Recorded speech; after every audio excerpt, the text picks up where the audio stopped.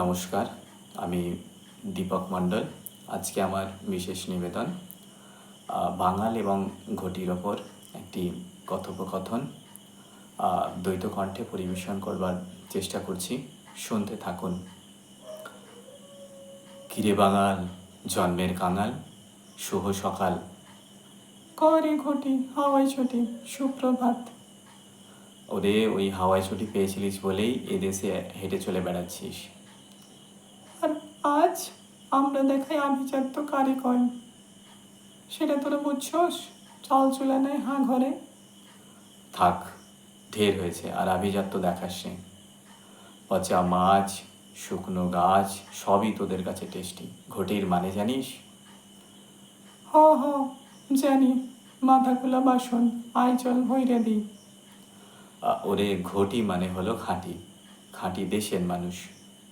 থাক, খাঁটি শিখাইতে হইব না। খাঁটি হইল ইয়া আমাগো দেশের লোকজনই, তা সে ভালোবাসায় কম, আর কথা রাখায় কম, আর রন্ধনেই কম।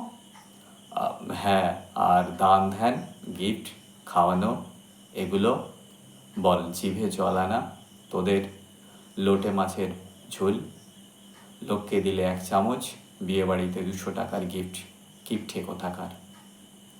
এই কথাবার্তা সাবধানে কইবি, কিপঠাগো তোগো দেখা আছে। বাসে যাইলে রসগোল্লার জল খাইয়ে কইবি আইতে পারোস। হ্যাঁ ম্যাটা, ইস্ট বেঙ্গল।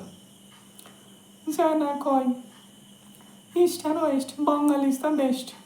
বেটা মোহন বাগান, তখন ওগো ঘটি হারাইছ, ওই বাগানে খোঁজ দেয়া। ওই জকে জওয়ালাটা ছাড়তো। কেন ছাড়ুন? তোরা করে ক কইতে পারোস, লুচিরে লুচি কইতে পারোস, জকে জ কইলে দোষ হইয়া যায়। এখন সর, সর তো, সর সর সর, কথা বাড়াস না, সর। আমাগো সরিষার তেল আনতে হইব। গেলাম রে। তোরা আবার তেল খাস? হ্যাঁ রে, বোতলে মুখ দিয়ে খাস?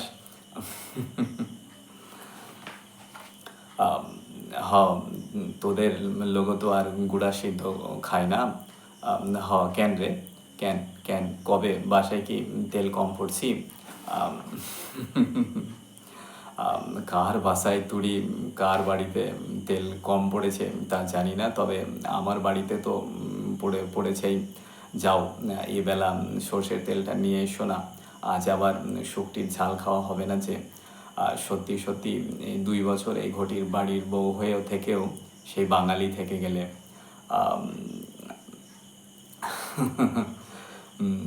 ওই কালই তো খাইলাম তোমার মার হাতে মিষ্টি আলু পোস্ত আর বিউলির ডাল।